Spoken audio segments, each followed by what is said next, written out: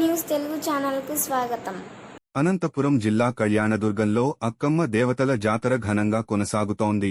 ఈ సందర్భంగా ఎమ్మెల్యే అమిలినేని సురేంద్రబాబు దంపతులు 7 అమ్మవారికి పట్టు వస్త్రాలు సమర్పించి ప్రత్యేక పూజలు నిర్వహించారు. కళ్యాణదుర్గం ప్రాంతానికి ఆధ్యాత్మిక కేంద్రంగా నిలిచిన అక్కమ్మ దేవతల ఆలయంలో జాతర సందర్భంగా భక్తుల రద్దీ నెలకొంది.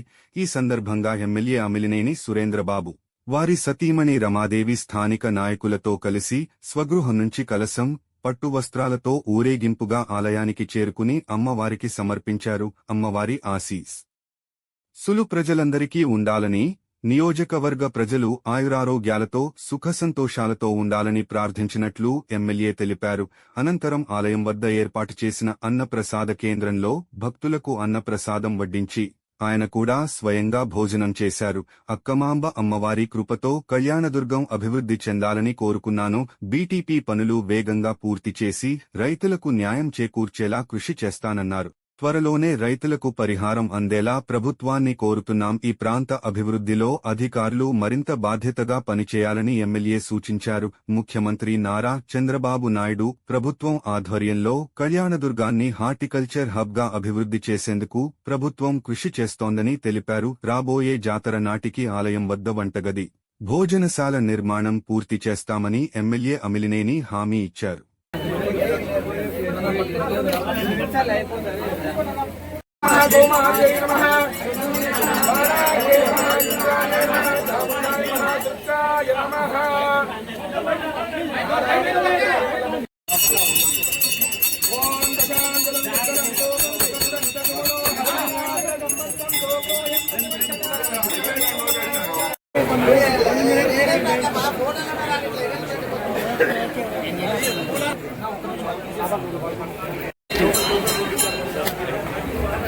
Okay sir.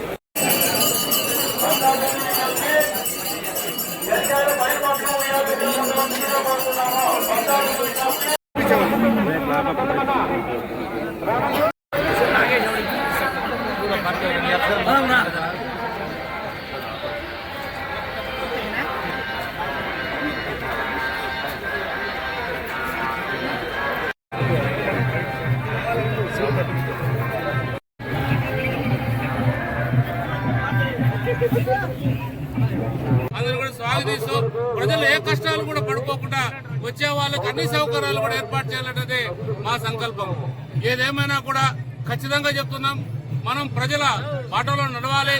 ప్రజలకు కావాల్సిన సౌకర్యాలు కావాలని అక్కమ్మ గారిని ఒక్కసారి ప్రార్థించాలి.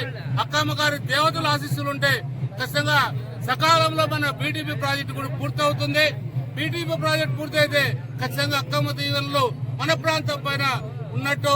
ఎందుకంటే అమ్మవారు ఆశీస్సులు ఎప్పుడూ కావాలి.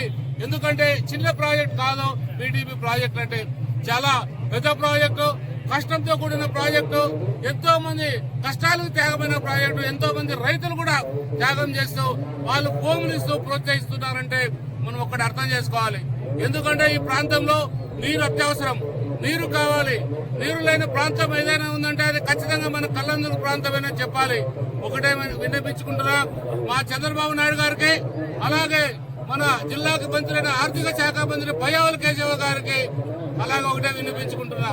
ఏదేమైనా ఖచ్చితంగా రైతులకు ఇప్పించే బాధ్యత కూడా నాది కాబట్టి నేను ఖచ్చితంగా సకాలంలో త్వరగా రైతులందరూ కూడా వాళ్ళు భూ నష్టపరిహారం చెల్లించే విధంగా కృషి చేస్తానని మీ అందరూ కూడా తెలియజేస్తున్నా. అలాగే మన కళ్యాణదుర్గం పట్టణాన్ని అభివృద్ధి చేసుకోవాల్సిన బాధ్యత మనందరిపైన ఉంది. ఇదే అక్కమ్మ గారి దేవాలయంలో పోయినసారి కూడా మనం ఒక మాట చెప్పాం, ఇక్కడ ఒక భోజనశాల కట్టాలని, వంటిశాల కట్టాలని కూడా చెప్పాం. కొంత ఆలస్యమైంది, ఎందుకంటే రకరకాలుగా కొత్త కమిటీ ఏర్పడాలి. కొత్త కమిటీలో ఇంతకు ముందు ఏవైతే ఉన్నాయో అక్కమ్మ గారు మొన్ననే అంటే 2 నెలల క్రితమే అవన్నీ కూడా మనకు సంబంధించిన పాలక మండలికి కావచ్చు లేదా ఎగ్జిక్యూటివ్ ఆఫీసర్ కావచ్చు అన్ని కూడా హ్యాండ్ ఓవర్ చేయడం జరిగింది. ఇంకా కొంత జరగాల్సిన బాధ్యత ఉంది. మనం మధ్యలో వచ్చి దాన్ని ఏదైనా చేస్తే అది కరెక్ట్ కాదనే ఉద్దేశంతోనే ఇప్పుడు ఈ సంవత్సరం ఖచ్చితంగా వచ్చే సంవత్సరం అక్కమ్మ జాతరకి మనం వంటశాల అలాగే మన భోజనశాల 2 కూడా ఏర్పాటు చేస్తామని అందరూ కూడా తెలియజేస్తున్నాం. కళ్యాణదుర్గం పట్టణ అధికారులకు ముఖ్యంగా ఒకటే విన్నపించుకుంటున్నా, దయచేసి కళ్యాణదుర్గం ప్రజలు చాలా మంచి వాళ్ళు, చాలా ఓపికతో ఉన్న ప్రజలు.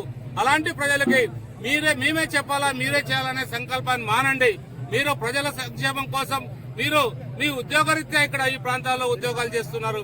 ఖచ్చితంగా మీ పనిని మీరు సకాలంలో పూర్తి చేసే విధంగా చూడండి. ఎక్కడ కూడా అవినీతికి తేవలేకోకుండా మీ పరిపాలన సాగాలన్నదే అక్కమ్మ గారి ఆకాంక్ష, మా అందరి ఆశ కూడా. ఇలాంటి అధికారులు ఎప్పుడైతే బాగా పనిచేస్తారో, ఎందుకంటే ఒక్కసారి అధికారికి పని చెప్తేనే ఒక వారం తర్వాత చేస్తున్నారు. ఆ కష్టం ప్రజలకు తెలుస్తుంది. చాలా గ్రామాల్లో తాగునీటి సమస్య ఉంది.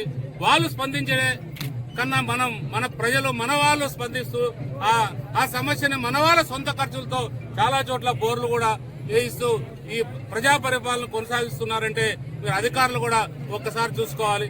మొదటి సంవత్సరం బాగా పనిచేశారు, రెండో సంవత్సరం వచ్చేదానికి మీ పనితీరు తగ్గింది అనేది ఖచ్చితంగా చెప్తున్నా. అది ఇంకొకసారి మనం ఎక్కడా కూడా పునరావృతం కాకోకుండా మన ప్రాంత ప్రజలకి మీరు అంకితం కావాలి. ఆ ప్రాంత ప్రజలందరూ అంకితంలో మనందరూ కూడా కలిసిమెలిసి పనిచేయాలి. ఏదేమైనా కూడా మనందరూ నిస్వార్థంగా పనిచేసినప్పుడే మన కళ్యాణదుర్గ ప్రాంతాన్ని అభివృద్ధి చేసుకునే భాగ్యం మనకి చంద్రబాబు నాయుడు ద్వారా, మీ ద్వారా నాకు కలిగే అవకాశాలు ఉన్నాయి. కాబట్టి ఇంకొకసారి మీకు చేతులెత్తి విన్నవించుకుంటున్నా, అభివృద్ధి ఎక్కడైతే అవసరమో ఏ అధికారి చేతుల్లో ఉంటుందో ఆ అధికారి వాళ్ళ అధికారాన్ని సద్వినియోగం చేసుకుని ఎక్కడికక్కడ మీరు అన్ని సమస్యలు పరిష్కారం చేయాలి. ఎందుకంటే చాలా రోజుల నుంచి కూడా మనకి ఏదైతే డంప్ యార్డ్ క్లీన్ చేయాలనే సంకల్పం పెట్టాం, ఆ డంప్ యార్డ్ ఏమైందో అని కూడా ఇంతవరకు కూడా అధికారులు చెప్పాలి. ప్రతిరోజు మేమే రిపీట్ చేసి నేనే అడిగే పరిస్థితి రాకూడదు. ఎందుకంటే అధికారి బాధ్యత అది. ఆ అధికారులు డంప్ యార్డ్ కావచ్చు లేదా రోడ్లు క్లీనింగ్ కావచ్చు. నిన్ననే ఒక చోట ఈ డ్రైనేజ్ వ్యవస్థ చాలా అధ్వానంగా ఉందని ఒక మామూలు ప్రజలు నాకు మీడియాలో పెడితే అది నేను మన మున్సిపల్ కమిషనర్ గారికి పంపించడం జరిగింది.